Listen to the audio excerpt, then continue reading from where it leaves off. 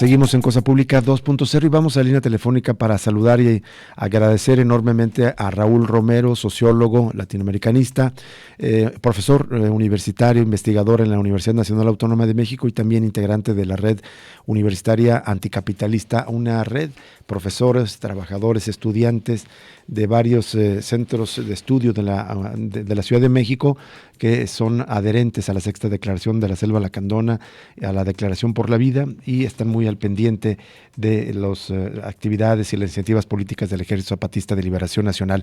Raúl Romero, ¿cómo estás? Muy buenas tardes.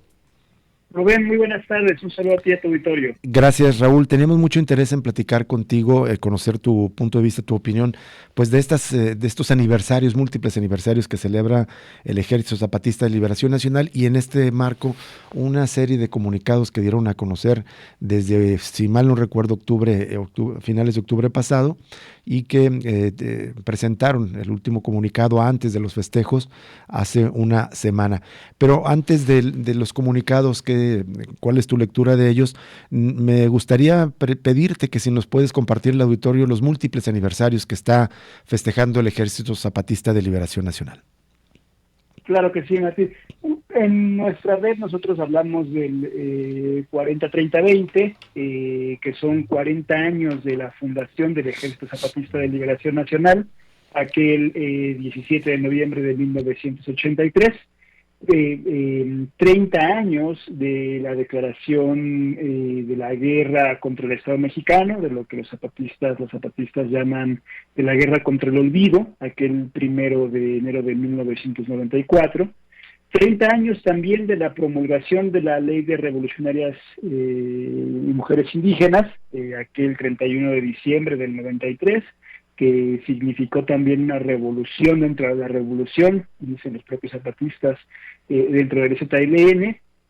20 años de la fundación de los caracoles zapatistas y las juntas de buen gobierno, aquel hecho con el que los pueblos originarios que se articulan en el ZLN dieron solución a sus propias demandas frente a la tradición del Estado mexicano, a la tradición de los acuerdos de San Andrés.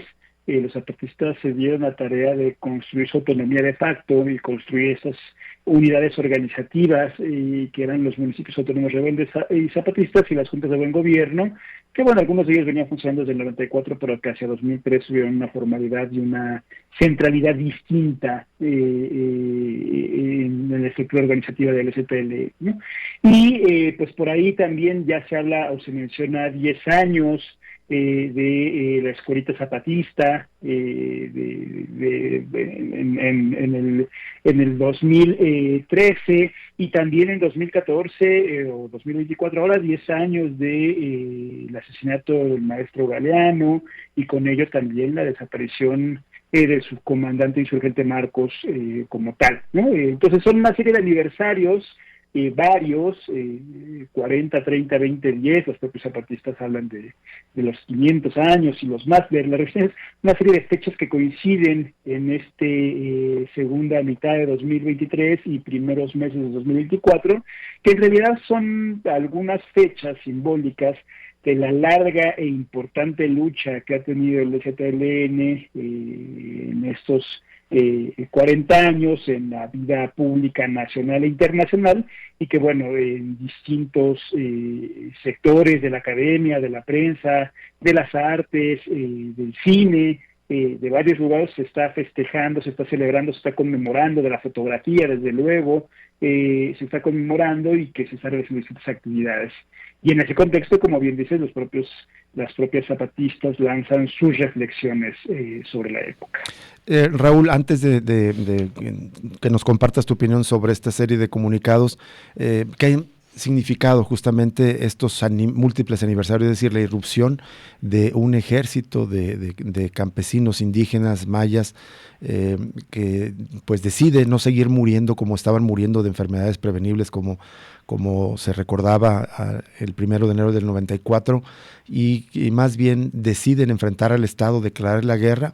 Después finalmente la sociedad civil presiona para que haya un acuerdo que luego fue traicionado por el Estado mexicano, pero desde entonces se han dedicado a intentar construir su autonomía desde la rebeldía, y tratando de encontrar una vida digna ¿qué importancia ha tenido este esfuerzo que han hecho estas comunidades mayas organizadas?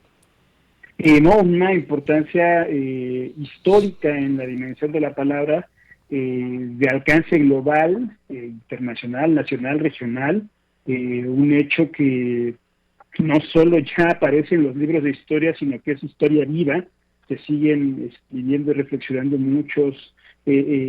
muchas formas, desde lo que significó y significa el levantamiento zapatista. Podríamos mencionar algunos, así de bote pronto. El primero, una irrupción indígena de alcance internacional que ayuda a pensar en alternativas más allá del neoliberalismo, justo en un contexto de la caída del muro de Berlín, del fin de la historia, como la que caracterizaba la última década del siglo XX.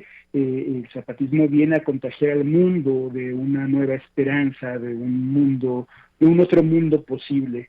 A raíz del alzamiento zapatista, pues veremos también la emergencia, el surgimiento de esto que se dio en llamar el movimiento altermundista, que pudimos ver en Génova, en Seattle, en Porto Alegre. Algunos compañeros recordaban no hace mucho cómo hasta en Japón, en Grecia, en Corea, se levantaba la bandera zapatista como esta bandera que el mundo arropó como una consigna contra el modelo neoliberal y que significó la emergencia del movimiento antineoliberal y en defensa de la humanidad en todo el mundo. En segundo lugar, una emergencia o un llamado a la sociedad civil nacional. México vivió en aquella década una parte histórica clave que desembocó también, por qué no decirlo, en la primera vez que el PRI pierde el poder, después de 70 años de dictadura de partido de Estado. El PRI también vive, el levantamiento zapatista siembra por completo la estructura del Estado mexicano. Y desde luego, y bueno, y también ahí que la emergencia con toda su potencialidad de una sociedad civil que venía gestándose, algunos dicen desde los 60, otros dicen con el 85, en el caso de la Ciudad de México, otros hablan más de los 80, 88, con la elección el fraude electoral que también le hace el PRI a Cuauhtémoc Cárdenas, pero que desde luego en el 94 desemboca con toda su potencialidad y que es un llamado de la sociedad civil mexicana por la democratización del país, ¿no? Y en tercer lugar, la emergencia, también la convocatoria del movimiento indígena nacional, que convergiendo también con el movimiento indígena de Latinoamérica hacia 1992, pues dan importantes movilizaciones a propósito de los 500 años de la resistencia negra, indígena y popular, donde vemos movilizaciones en Ecuador, en Bolivia, en Perú, en Guatemala, en Brasil, en prácticamente toda América Latina. Vemos a los pueblos originarios convertirse en un sujeto protagónico de las luchas. Ojo, no significa que no existieran antes, sino que significa que en ese momento surgen como un sujeto colectivo protagónico de lo que vendrá a ser después parte de las insurgencias, no solo antineoliberales, populares, en América Latina, que pondrán importantes temas como el buen vivir, como el Abya Yala, como los procesos de descolonización cultural e intelectual en el continente, y en los que el zapatismo será una pieza clave, ¿no? En el 94, el zapatismo como movimiento indígena está a tono con los movimientos indígenas de América Latina, pero también significa una potenciación del discurso indígena, de las luchas de los pueblos indígenas que en México se ven dando desde hace siglos, pero que en particular hacia los años 70, 80 estaban reconfigurándose y reorganizándose. A grandes rasgos diríamos, va por ahí, pero podríamos explorar por otros muchos aspectos. La democratización de la palabra, lo que significó el quiebre hacia los medios de comunicación hegemónicos mediante la comunicación en red, que ayudaron a distribuir la palabra a los zapatistas.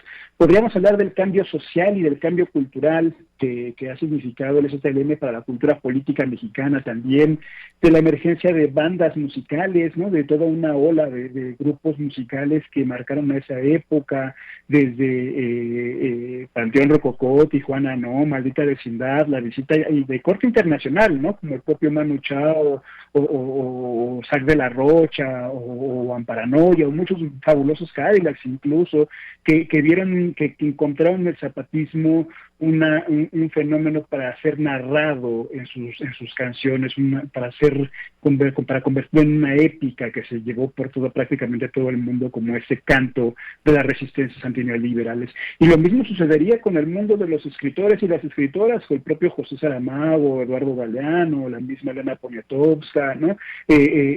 Cineastas, ¿no? de talla mundial, fascinados por lo que significaba y por lo que comenzaba a construirse con la revuelta zapatista. Un cambio cultural y material que incluso hoy sigue repercutiendo en la política nacional e internacional. Hoy vemos a los grandes empresarios del marketing o de la política de arriba, de la política tradicional, intentando apropiarse como eslogans, ya no como principios éticos, sino como eslogans de muchos de las consignas zapatistas, del mandar obedeciendo, del nunca más un México sin nosotros, del gobernar desde abajo, que han sido consignas de los zapatistas, principios éticos y políticos de los zapatistas, y que por lo menos en México, pero también en España y en otros países del mundo, se apropian más como eslogans mercantiles que buscan colocarlo a los políticos arriba. Un cambio, un hecho sin duda que marca a México, al mundo, y que al día de hoy sigue siendo ejemplo de construcción de autonomía, de un otro mundo posible, de democracia desde abajo, de economía solidaria, de agroecología, de luchas de mujeres que luchan, en fin, de muy distintos índoles. Sigue siendo un referente clave el zapatismo. Raúl, te quiero pedir un favor, no sé si me puedes esperar 1 minuto y medio, porque tenemos que hacer un corte de identificación de la estación, pero me gustaría plantearte unas preguntas más en el siguiente bloque. ¿Me aguantas el corte brevemente? Claro que sí, aquí seguimos. Vamos a la pausa y regresamos a esta charla con Raúl Romero de la Red Universitaria Anticapitalista. Estamos hablando de los múltiples aniversarios que está celebrando el Ejército Zapatista de Liberación Nacional y su impacto en la vida social y política, no solo de México, sino de la izquierda internacional. Vamos a la pausa y volvemos. Ya regresa Cosa Pública 2.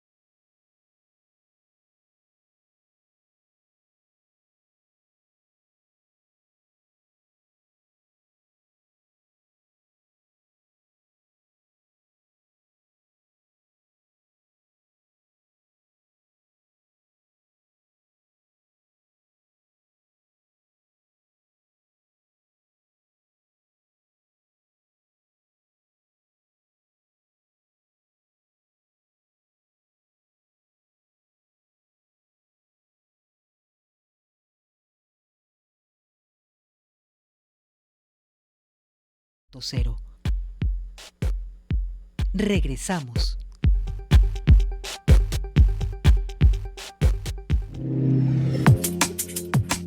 Seguimos en Cosa Pública 2.0 y vamos de nuevo a la línea telefónica para saludar nuevamente a Raúl Romero de la Red Universitaria Anticapitalista. Estamos conversando con él sobre los múltiples aniversarios que celebra el Ejército Zapatista de Liberación Nacional.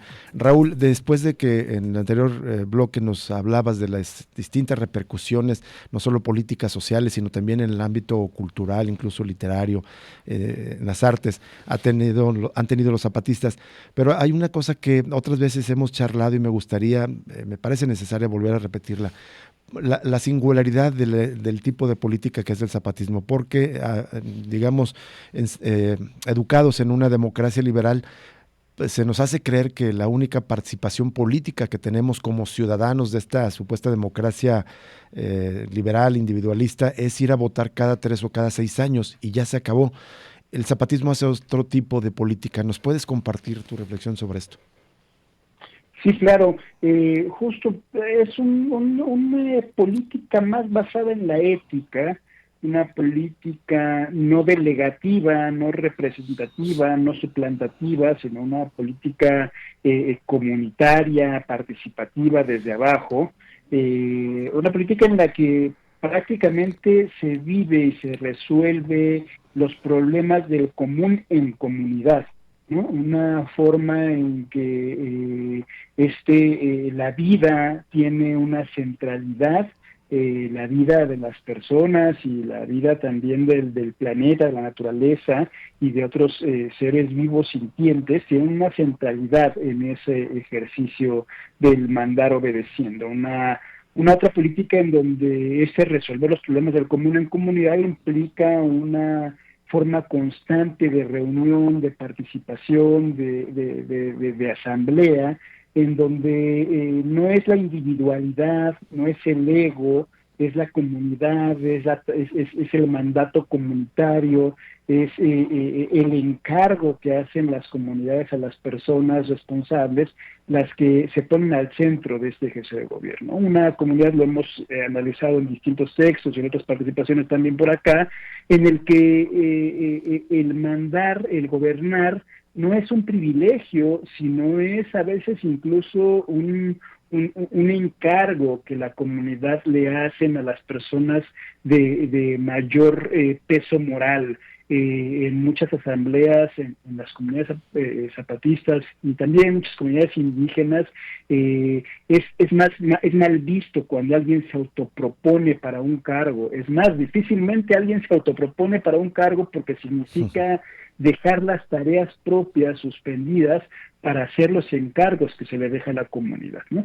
Generalmente son las comunidades las que proponen a las personas que quieren que ocupe ese cargo como resultado de una honorabilidad, como resultado de un muy buen desempeño, y muchas veces la persona que recibe el encargo tampoco es que esté en sus aspiraciones tener ese encargo, porque prácticamente significa dejar la siembra propia, significa suspender por un momento la tarea familiar, significa incluso descuidar también el ganado o las tareas propias para trabajar de lleno en los encargos que se haga la comunidad.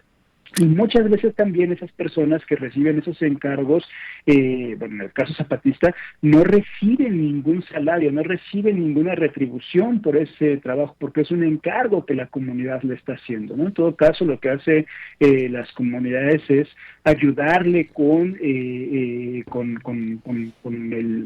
sus tierras, ayudarles con la tierra común para que tenga alimentos la familia de quien está haciendo ese cargo. Entonces lo que estamos viendo es otra política desde abajo, con la ética, con una necesidad de rotatividad en los cargos, con rendición de cuentas, con revocación de mandato que se hace desde abajo, en donde la palabra además juega un papel fundamental, en donde hombres y mujeres tienen el mismo peso.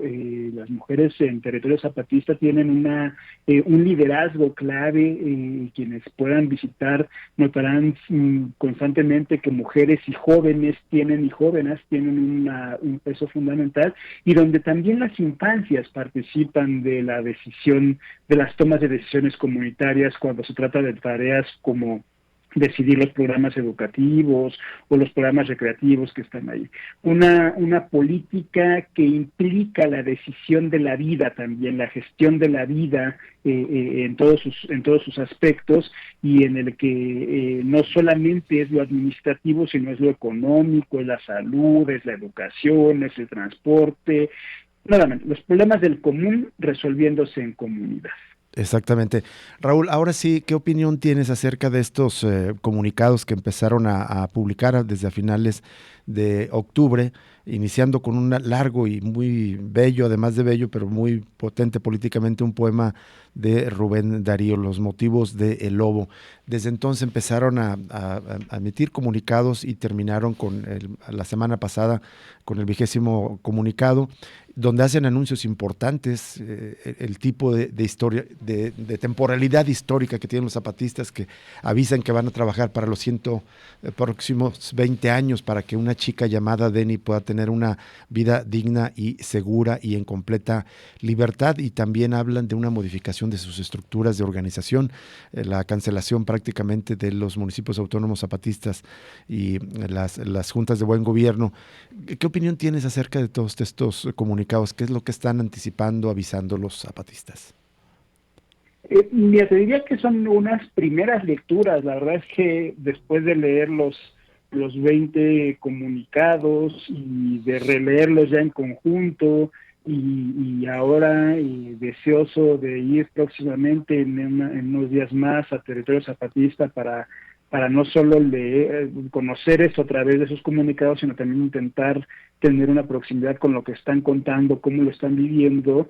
Estas primeras lecturas, esos primeros comentarios que me surgen de esta experiencia es que el zapatismo sigue siendo un movimiento que reflexiona a nivel global, que tiene una capacidad de análisis que parte de mirar al mundo en su totalidad, pero que también aterriza en cómo los problemas del mundo, en cómo las grandes amenazas del mundo afectan en lo concreto y en su particularidad a su territorio, ¿no? Es un movimiento que hace un análisis teórico del mundo, de la región, del país, de sus comunidades, y que después de esa reflexión teórica lanzan propuestas, construyen propuestas, recurren a una capacidad imaginativa muy propia de ellos, de ellas, para intentar buscar salidas, construir puertas ahí donde ya no parece haberlas.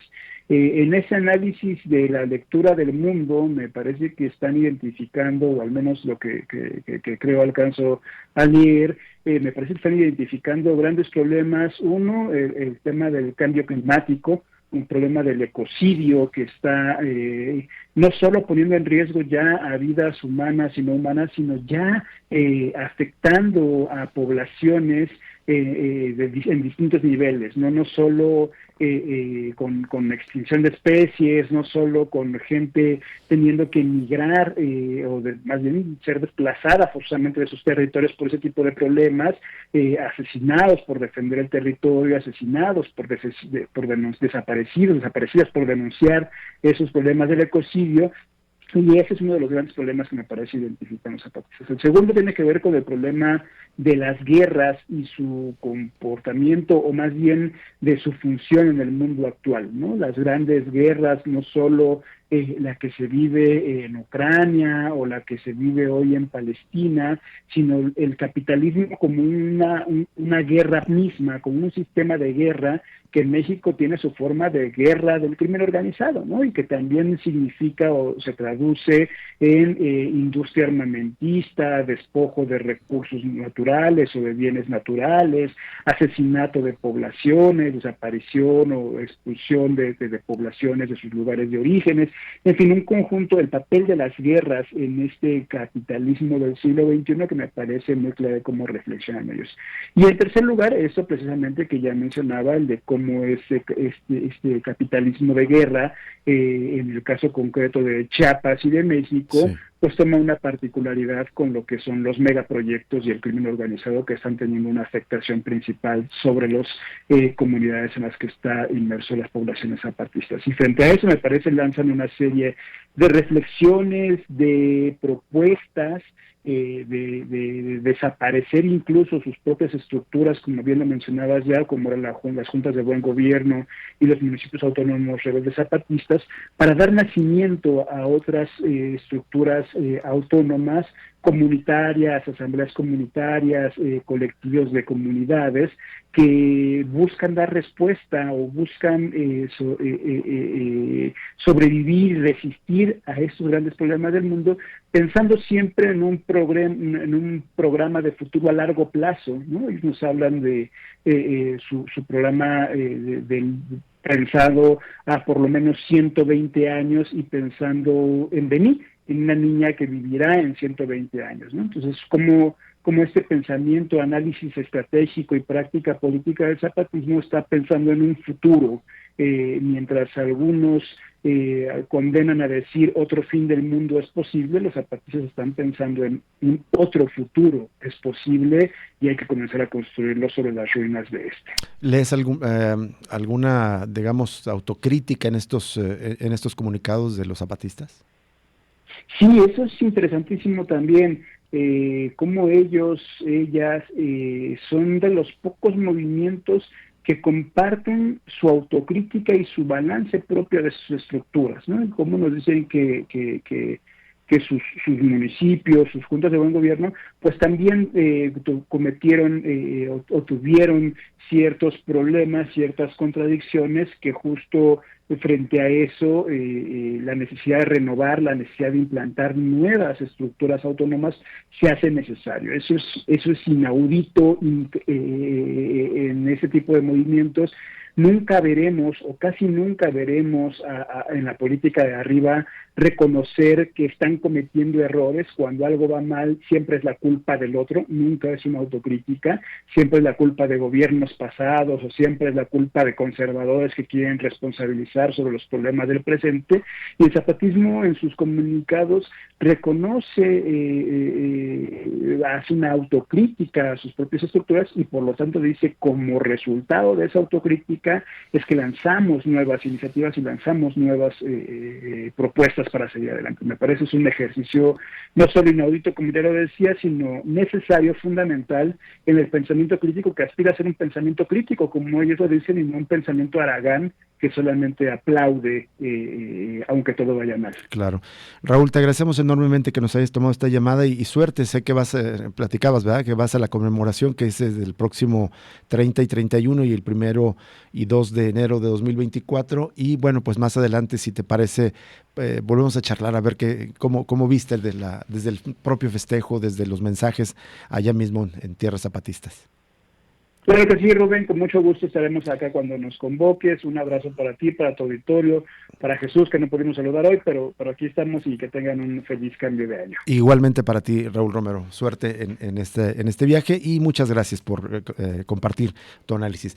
Vamos a ir a una pausa y volvemos aquí para cerrar Cosa Pública 2.0 en este martes 26 de diciembre. Estamos transmitiendo completamente en vivo. Volvemos.